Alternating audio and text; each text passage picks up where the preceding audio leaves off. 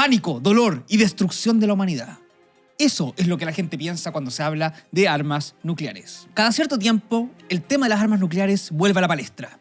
Putin, Kim Jong-un o cualquier país amenazante de usar una de estas armas nos pone y nos abre la duda de ¿será posible una guerra mundial que termine devastando a la humanidad por culpa de las armas nucleares? ¿Es esto posible? Quédense y veámoslo en esta nueva entrega de Entre los Archivos.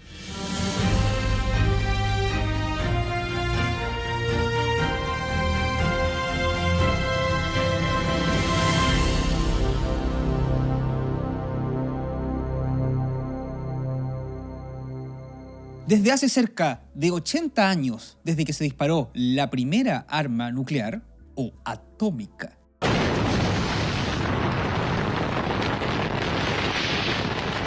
todo el planeta teme que esto pueda llevar al fin de la humanidad. Los países que poseen armas nucleares, el arsenal que tienen es tan, pero tan grande que de dispararse todas estas armas podríamos definitivamente terminar en una situación catastrófica o apocalíptica. Pero, preguntándonos en serio, ¿es posible que esto ocurra?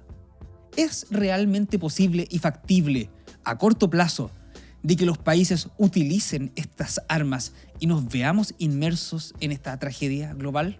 Quédense para descubrirlo en esta nueva entrega de Entre los Archivos. Por lo demás, los invito a suscribirse a este canal y a revisar el resto del contenido que hemos preparado junto a Estudios Neverland en este podcast, video podcast. Quédense entonces para entender lo que es la estrategia nuclear. En ciencias militares y estratégicas existe un concepto fundamental, lo que se denomina el equilibrio estratégico, es decir, el equilibrio de fuerzas entre países. Definitivamente, para que no haya guerras, para que haya disuasión, todos los países deberían tener el mismo nivel de poder armamentístico.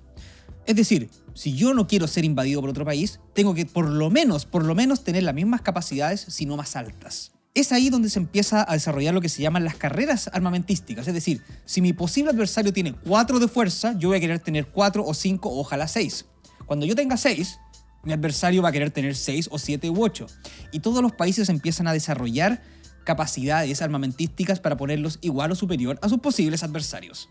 Para no estar en una carrera que no termine nunca, que gaste muchos recursos, tiempo y definitivamente tenga a la población muy nerviosa, es que los países acuerdan mantener un cierto equilibrio, lo que llamamos un equilibrio estratégico. Con armas nucleares pasa exactamente lo mismo. Cuando se utilizó la primera arma nuclear por parte de Estados Unidos, el resto de países, potencias, enemigas o adversarios de Estados Unidos, se vieron obligados sí o sí a desarrollar estas mismas capacidades. Si no, Estados Unidos hubiera quedado en una situación definitivamente superior al resto del globo. Es así que en segundo lugar la Unión Soviética y luego Inglaterra y Francia también desarrollaron estas capacidades y poco a poco empezó la proliferación nuclear, es decir, cada vez más armas nucleares. Inglaterra y Francia eran aliados de Estados Unidos, por lo tanto no era necesario generar una carrera armamentística entre ellos, pero la Unión Soviética no. Y al ser de alguna manera adversaria de los países de Occidente, sí se vio obligado a que su capacidad nuclear sea por lo menos igual o más fuerte que la de sus adversarios de Occidente, empezando esta carrera por el control de las armas nucleares, habiendo cada vez más, siendo tantas estas en algún momento que definitivamente podrían haber llevado a la Tierra a su extinción, el famoso invierno nuclear. Me gusta esto porque muchas películas se crearon en base a esto y es un género. El post-apocalismo es un género, ¿cachai? ¿Cómo será el mundo después del apocalipsis nuclear? Y está lleno de cyberpunk, Mad Max, todo ese tipo de cosas están basadas en un mundo post-nuclear. ¿Qué algo quedará? ¿Y cuál era el invierno nuclear? Lo que pasa es que hay una teoría climática que dice si es que se utilizan todas las armas nucleares, va a ser algo muy similar a lo que llevó a cabo la extinción de los dinosaurios, que la atmósfera se va a cubrir y por lo tanto el clima se va a transformar en un constante invierno radioactivo, con lluvia ácida, también radioactiva, pero invierno al fin y al cabo, climáticamente hablando, durante centenios o siglos, como le dicen acá en Chile. El otro país que no se quedó atrás en el desarrollo de armas nucleares fue China. De esa manera, a mediados del siglo XX, habían 5 países que tenían el control de este armamento. China, Estados Unidos, la Unión Soviética, Francia y el Reino Unido. Todos los teóricos, incluso políticos, al darse cuenta de lo que estaba sucediendo, porque de verdad la cantidad de ojivas nucleares era excesiva, estoy hablando de miles de armas nucleares, científicos, políticos, teóricos, pensadores, todos empezaron a darse cuenta de lo grave que podría ser esto y trataron de alguna manera de detener la proliferación nuclear. De esa manera, se firmó un tratado global diciendo que ojalá no se hicieran más armas de las que ya había, porque ningún país tampoco, como les digo, iba a destruir su arsenal nuclear, siendo que sus enemigos adversarios aún lo poseían. Había que mantener el equilibrio estratégico. Pero por lo menos llegaron al acuerdo de que no se iba a desarrollar más la tecnología de lo que ya había. De esa manera, el Tratado de No Proliferación de Armas Nucleares dice que solamente estos 5 países que ya tenían el arma nuclear pueden tener esta tecnología. Y los otros simplemente no. ¿Será justo eso o no? Pero bueno, ¿de qué servía entonces un tratado de no proliferación de armas nucleares que de alguna manera le negaba al resto de los países tener armas nucleares si es que ya con la cantidad de armas nucleares que poseía Estados Unidos y la Unión Soviética bastaba para destruir el mundo? De alguna manera, esto se trató de igual manera de controlar un poco. Y Estados Unidos y la Unión Soviética, siendo completamente adversarios y casi enemigos durante la Guerra Fría, igual firmaron una serie de tratados bilaterales para limitar la cantidad de armas nucleares. Sin entrar en más detalles, estos tratados fueron el START 123, el SALT, el INF, el SORT, puras siglas militares que no le sirven a nadie. Sea como sea, se firmaron muchos tratados para detener un poco el avance de la cantidad de armas nucleares que existían. Como podemos ver en este gráfico, la cantidad de armas nucleares que existían a finales de la década de los 80, solamente entre Estados Unidos y la Unión Soviética superaba las 60.000. Y gracias a estos tratados recién mencionados, ha disminuido a casi 10.000. 10.000 sigue siendo una gran cantidad, pero en comparación con 60.000 obviamente es bastante menos. El problema está en los países que, independientemente de lo que diga el tratado, sí han desarrollado capacidades nucleares. Actualmente existe una serie de otros países que sí tienen el arma nuclear, aunque no lo reconozcan abiertamente. Bueno, unos sí y otros no, que tienen armas nucleares. Estoy hablando de la India y Pakistán, ambos países que están en guerra constantemente entre sí, y basta con que uno tenga armas nucleares para que el otro también las desarrolle. Recuerden, equilibrio estratégico. El caso de Israel, que está en guerra prácticamente con todos sus vecinos y para asegurar su supervivencia debe desarrollar armas nucleares. El caso de Corea del Norte, que todo el mundo sabe que tienen, no se sabe efectivamente cuáles son sus capacidades nucleares, es decir, no se sabe si las armas nucleares de Corea del Norte funcionan o no, pero todo el mundo sabe, porque el mismo Kim Jong-un lo dice todo el día, de que el país está desarrollando capacidades atómicas. Y el tema de Irán, otro país que está en constante conflicto con sus vecinos y también a nivel global, y que necesita sí o sí, para asegurar su supervivencia y llevar a cabo sus objetivos nacionales, el desarrollo de armas nucleares. Como dato freak, hay otro país, que es Sudán del Sur, que no pertenece al Tratado de No Proliferación Nuclear y nadie sabe por qué. No quiere, quizá en algún momento va a desarrollar armas nucleares, pero amigo, no dudo que hayan hecho un tanque recién. ¿Y está dentro del...? No está dentro del Tratado de No Proliferación de Armas Nucleares, ya se me estaba trabando la lengua. Pero Sudán del Sur, otro caso, hay que mencionarlo, es parte de la realidad. ¿Y tienen conflictos con vecinos igual como...? Sí, guerras locales, problemas, pero no... El problema es que no tienen la capacidad para desarrollar armas nucleares, pero aún así no quieren ser parte del tratado. Raro. Habiendo entendido esto entonces, cuál es la situación actual de las armas nucleares, entendamos qué es la estrategia nuclear. Lo voy a leer tal cual acá de mi reporte que tuve que hacer para la Academia Nacional de Estudios Políticos y Estratégicos sobre estrategia nuclear. Necesito mis gafas, a esta edad ya no veo tan bien. Se suele entender como estrategia nuclear al desarrollo de estrategias y tácticas que poseen las potencias con poder nuclear para aumentar su armamento y poder nuclear, mermar al adversario y efectuar, una buena disuasión en este ámbito. Es decir, la estrategia nuclear son todas las acciones que una nación debe llevar a cabo para poder ganar y prevalecer en el caso de un conflicto nuclear. Tanto el desarrollo de sus propias capacidades como mermar o disminuir las capacidades del adversario. Entonces, de alguna manera u otra, es parte de una estrategia nuclear el que los países firmen para disminuir las capacidades nucleares. Lo que estoy tratando de hacer es mermar la capacidad del adversario. ¿Cuáles son los pasos que debe seguir un país para llevar a cabo una estrategia nuclear? Es decir, tener poder nuclear, ser una potencia nuclear. Esto lo vamos a enumerar en 5 pasos básicos que todo país que quiera tener capacidades estratégicas o nucleares debe tener. En primer lugar, el desarrollo de las armas nucleares. Y esto no es ni fácil ni barato. No es fácil técnicamente hablando, es decir, se requiere mucho recurso, y no es fácil porque apenas empiezas a desarrollar capacidades nucleares, el mundo entero se te viene encima. En especial los países que tienen armas nucleares. ¿Pero en qué sentido se te viene encima? Lo que pasa es que si tú tienes o desarrollas un arma nuclear, inmediatamente entras al juego de las armas nucleares. Por lo tanto, si yo soy un país que ya tiene armas nucleares y veo que se va a meter un nuevo integrante al juego, lo primero que tengo que hacer es poner misiles apuntando hacia ese país para que empiece el tema de la disuasión.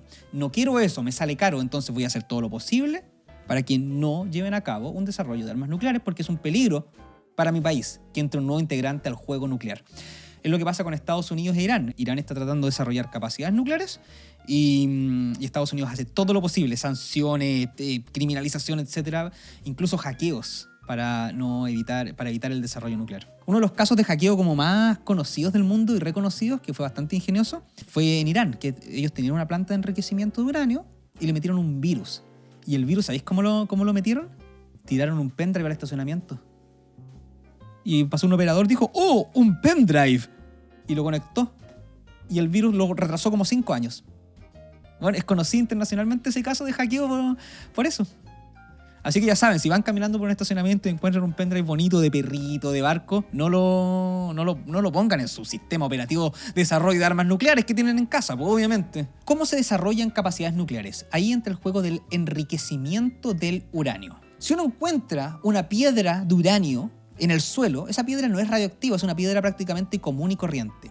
¿Qué es lo que sucede? Que el uranio tiene 2 isótopos. El isótopo 235 y el isótopo 238. ¿Y qué es un isótopo? Un isótopo es la cantidad de neutrones que tiene un átomo de algún elemento. Por ejemplo, nosotros sabemos que para que un elemento se considere como tal, lo que debe variar es la cantidad de electrones. O sea, hay un elemento que tiene 7 electrones, si tiene 8 electrones es otro elemento, si tiene 9 es otro. Y que los protones y electrones deben ser iguales. Pero lo que no puede ser igual, o sea, lo que no está obligado a ser igual y puede cambiar es la cantidad de isótopos, que son la cantidad de neutrones que hay dentro del átomo. Puede tener una molécula de oxígeno con 16 protones y una con 18. Y sigue siendo el oxígeno, ¿ya? En ese sentido no cambia. Y existen entonces 2 tipos de uranio, el uranio 235 y 238. Y aunque no lo crean, los protones pesan físicamente hablando, o sea, un protón pesa. Por lo tanto, si yo tengo una molécula que tiene 238 protones, es más pesada que una que tiene 235. ¿Qué es lo que sucede? Que el uranio 238 no sirve de absolutamente nada. Y el que sí sirve para el desarrollo nuclear es el 235, que ocupa menos del 1% del uranio.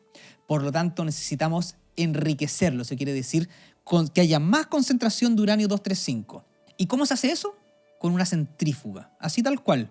Es una cosa de física muy elemental. Si yo centrifugo algo a toda velocidad, lo que es más pesado se va a ir al borde.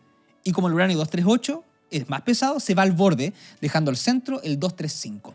De esa manera puedo enriquecer el uranio, sacar un uranio que tenga mayor concentración de 235 y menos de 238.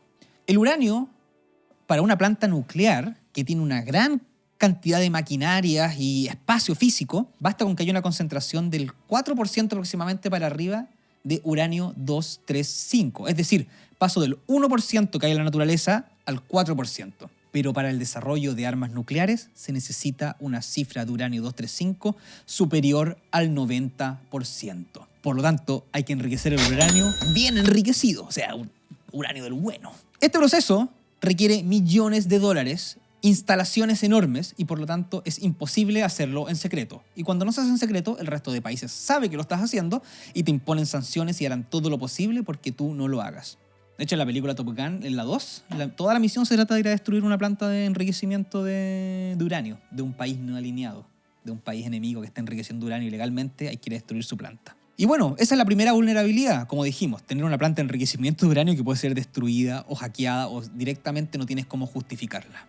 Pero supongamos que el país ya logró desarrollar las capacidades nucleares. Una vez que un país ya posee un arsenal nuclear, es fundamental proteger este. Si es que por un lado una planta de enriquecimiento podía ser objetivo de algún sabotaje o destrucción, donde se guarden las armas nucleares definitivamente lo va a hacer. Es decir, una gran cantidad, si no la mayoría, de las armas nucleares que están listas para ser disparadas hoy en día tienen como objetivo las reservas de armas nucleares del enemigo para anular sus capacidades. Una de las bases de la estrategia nuclear, ¿recuerdan? Disminuir las capacidades del enemigo. Por lo tanto, si yo tengo armas nucleares, las debo proteger. ¿Y cómo se protege un arma nuclear? Bueno, opciones hay varias como la creatividad humana disponga. Mantenerlas escondidas, mantenerlas bajo tierra, pero más importante es mantenerlas móviles. Así es, por ejemplo, durante la Guerra Fría, Estados Unidos en todo momento, es decir, las 24 horas del día, los 7 días de la semana, mantenía un avión en el aire con paradero desconocido cargado con armas nucleares. Así también puede haber armas nucleares en submarinos o en cualquier cosa que se esté constantemente escabullendo o escondiendo para así asegurar que mi enemigo no vaya a destruir mi propio arsenal nuclear. O sea, ahora no me basta con defender a que mi país no destruya a mi propio país, sino que tengo que defender mis propias armas nucleares. El tercero de estos puntos es asegurar el transporte o, por así decirlo, la depositación del arma nuclear en su objetivo final. ¿De qué me sirve tener una ojiva nuclear en mi país si mi objetivo se encuentra, por ejemplo, en otro continente? ¿Cómo hago yo para que ésta llegue a su objetivo final? Sin duda, este es el paso más difícil y más costoso, el desarrollar las capacidades de transporte de armas nucleares. De hecho, es el paso en el que se encuentra Corea del Norte ahora, que está desarrollando los famosos misiles balísticos intercontinentales, porque ¿de qué sirve que en Corea hayan armas nucleares si no van a explotar en Corea? Necesito que lleguen hasta mi enemigo. Entonces, efectivamente, el desarrollo de capacidades de transporte nuclear en general son tres. Los aviones, que deben ser aviones muy especializados que vuelen muy alto, completamente invisibles al radar porque tienen que ponerse arriba de la capital del enemigo, por así decirlo. Submarinos nucleares, que puedan emerger en cualquier lugar del mundo y disparar el arma nuclear a mediano alcance. O los famosos misiles balísticos intercontinentales, capaces de llevar de un solo disparo, cruzar medio mundo y depositar el arma nuclear. Pero sea como sea, debo tener submarinos nucleares, sea como sea, debo tener aviones indetectables y sea como sea, debo desarrollar estos misiles. La cosa ya no es solamente desarrollar el arma nuclear, sino que desarrollar una serie de tecnologías que son bastante costosas y difíciles de conseguir. Un avión nuclear no es cualquier avión de carga. No. Puede soltar. O sea, por ejemplo, en la Segunda Guerra Mundial, Japón ya estaba prácticamente conquistado, no había mucha resistencia antiaérea y se usó un bombardero normal, si no me equivoco, un B-12. Pero hoy en día usan esos aviones, yo no sé mucho de aviones, pero esos aviones que son como un triángulo negro indetectable que vuela casi en el espacio sideral. Entonces no es cualquier avión, no va a ser la avioneta que despega de acá del aeródromo. Claro, si yo compro uno de esos aviones como nación, se lo tendría que comprar a Estados Unidos, Rusia. Sí, Y me echarían al tiro. y difícil que te lo vendan, así que lo más importante, o sea, lo más clásico sería desarrollar la tecnología, ¿ya? Lo más barato, y también más inútil, pero más barato, es el desarrollo de misiles, ¿cachai? Por eso Corea está desarrollando misiles y no aviones supersónicos, ¿Pero por qué es inútil? porque es muy fácil de ser interceptado.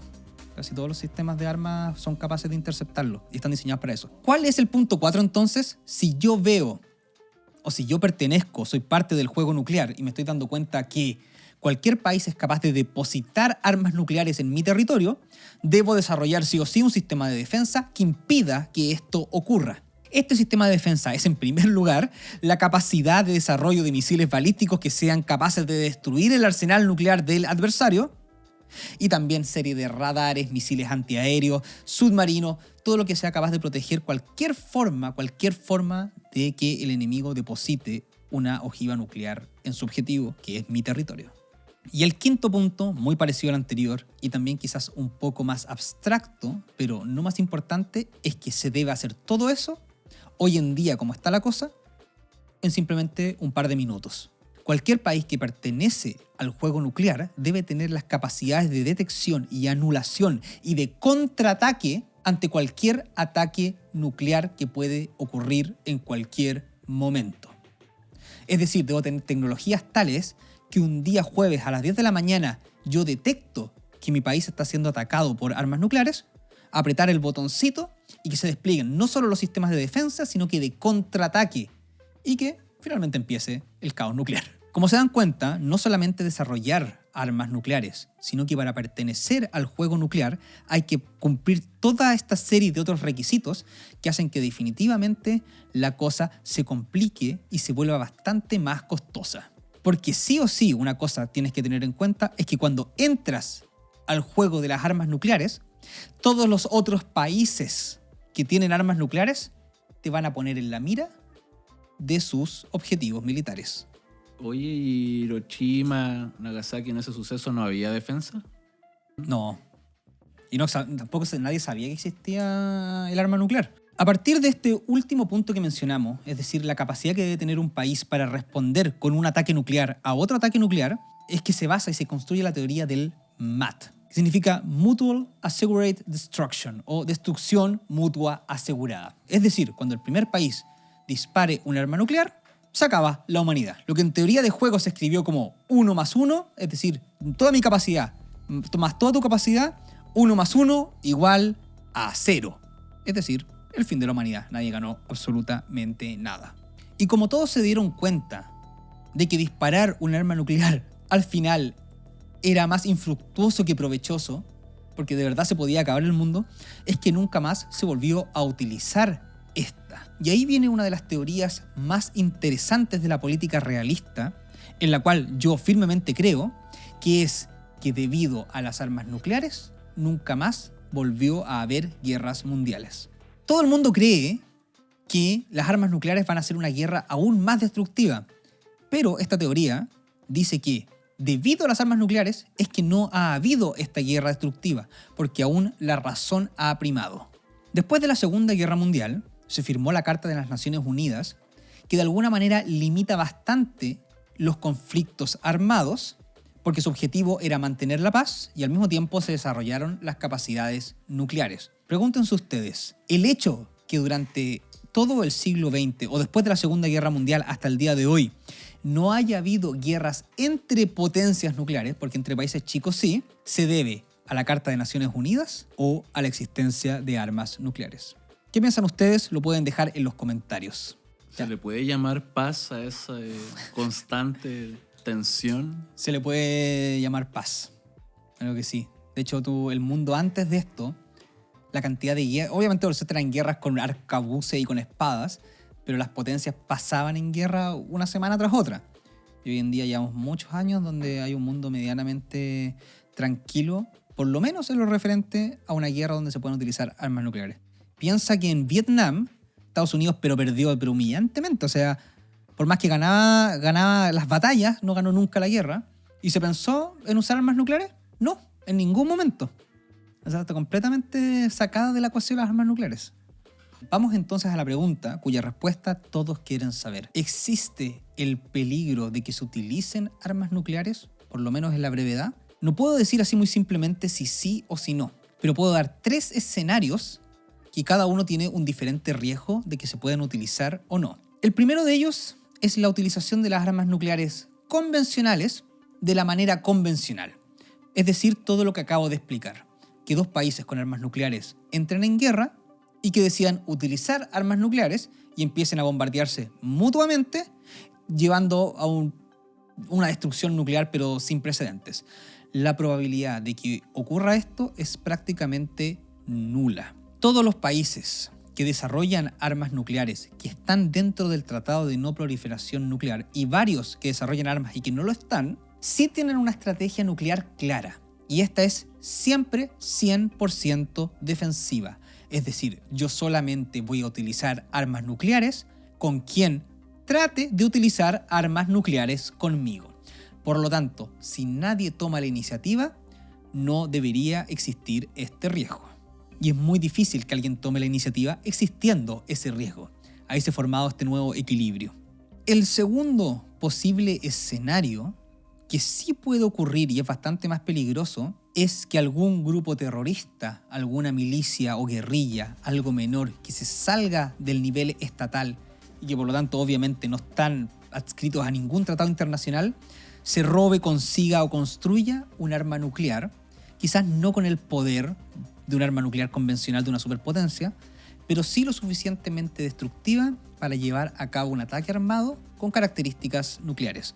¿Cuál hubiera sido la posibilidad de que, por ejemplo, el Estado Islámico o algún grupo terrorista, separatista de algún lado, se consiguiera un arma nuclear y lo utilizara? Es en este escenario donde existe un riesgo aún mayor. No tenemos que estar asustados para el día de mañana. Las armas nucleares están muy bien resguardadas y por lo tanto el riesgo de que se utilicen es bastante menor. Pero el tercer escenario y el que yo sí veo más probable, aún así poco probable, pero el más probable, es la utilización de armas nucleares tácticas. En jerga militar se suele separar lo estratégico, es decir, lo macro, lo grande, de lo táctico, lo pequeño, lo que es puntual. Y las armas nucleares siempre se han considerado armas de nivel estratégico. Por algo estamos hablando de estrategia nuclear. Grandes armas que definen el destino de un país o del mundo entero. En vez de tener armas nucleares cada vez más poderosas, cada vez con más kilotones de poder destructivo, el camino se ha llevado por la línea de hacer armas nucleares pequeñas, transportables y con un poder destructivo mediano. Las llamadas armas nucleares tácticas. No está muy claro qué sucedería si se utiliza un arma nuclear táctica. Para entender un poco, un arma nuclear táctica podría, por ejemplo, destruir un puente entero de extremo a extremo, un puente grande, de una sola explosión, o un puerto, o un objetivo mediano. Es decir, como concentrar todo el ataque de Pearl Harbor, que era un gran puerto militar, en una sola explosión. Entonces la pregunta es, según la teoría, según la propia estrategia, ¿es considerado esto como un ataque nuclear capaz de ser respondido con arsenal nuclear tradicional? O quizás como es algo muy pequeño, no. Ahora, ¿qué sucede si estas bombas nucleares son utilizadas contra un país que no tiene capacidad nuclear? Por ejemplo, el caso de Ucrania. Putin ya ha dicho que quizás ante algún eventual escenario podría utilizar armas nucleares de nivel táctico, de las muy pequeñas, que aún así la explosión es muy grande, en contra de Ucrania. ¿Se consideraría esto una guerra nuclear propiamente tal? Bueno, y hay otra opción respecto al uso de armas nucleares que no se ha evaluado mucho, pero que puede pasar y que haya un loco que efectivamente la utilice tipo Kim Jong-un. ¿Ya? Yo no creo que las vaya a utilizar tampoco. Ahí sí que Corea del Norte recibiría como 500 trillones de bombazos nucleares, pero quién sabe, pues, ¿eh? En una de esas el ataque y locura es más grande. Dudo que pase de todas maneras, pero está desarrollando las capacidades para aquello. En fin, y como conclusión, mucho se habla en la prensa, porque efectivamente es un titular que vende harto, de hecho lo voy a utilizar para este video, la posibilidad de una tercera guerra mundial que utilice arsenal nuclear y que termine destruyendo la humanidad. Pero hablando en serio, tomando en cuenta la seriedad y los intereses de los países, es muy poco probable que esto ocurra. Como les dije, y repitiendo lo importante, normalmente todos los países que tienen armamento nuclear lo tienen simplemente para defenderse de otros países que tienen armamento nuclear, formando un equilibrio que hasta ahora se mantiene en la neutralidad. Y bueno, lo último importante para mencionar antes de que se termine esto, es que el hecho de que existan las armas nucleares ha hecho que los países que tienen estas deban cambiar su estrategia de conflicto entre ellos mismos. Por ejemplo, si no existieran las armas nucleares y Rusia hubiera invadido Ucrania, Estados Unidos también hace una contrainvasión de Ucrania para luchar contra los rusos frente a frente. ¿Por qué? Porque no existe riesgo de utilización de armas nucleares. Porque esta se suele dar o se suele amenazar cuando hay enfrentamientos de dos potencias nucleares. Y como dije, no hay mayor elemento respecto a la disuasión para la pelea o la guerra entre potencias que el arma nuclear. Desde que existe esta, no ha vuelto a existir en el mundo un conflicto militar entre superpotencias nucleares. Por lo tanto, ¿cómo apoya Estados Unidos a Ucrania ya que no puede participar en la guerra? A través de otros elementos, entrega de armamento, capacitación, quizás guerrillas, quizás guerra de baja intensidad, pero no puede entrar directamente en combate. Ahora que estoy terminando me doy cuenta que me estoy ahogando. Debí haberme sacado la corbata. De hecho me la voy a sacar, voy a hacer un acto de rebeldía y me voy a sacar la corbata para terminar este capítulo.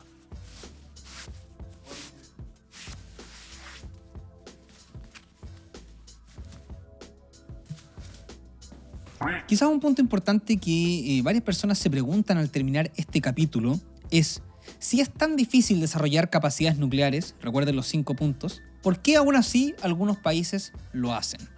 Y la respuesta es súper simple. Recuerden que en el escenario internacional que vive en anarquía, lo único importante para imponerte es el poder. Y las armas nucleares definitivamente te entregan poder. Espero entonces que hayan disfrutado de esta nueva entrega de este capítulo, que hayan terminado con un poco más de tranquilidad respecto a si es posible una guerra nuclear total o no, y obviamente los invito a suscribirse y a comentar cualquier duda o sentimiento que tengan respecto a la utilización del arma nuclear en el mundo. Con este mensaje lleno de esperanza y fe en la humanidad, damos por terminado este nuevo capítulo. Mi nombre es Alejandro Barros y esto es Entre los Archivos. Las cosas como son, no como te gustaría que fuesen.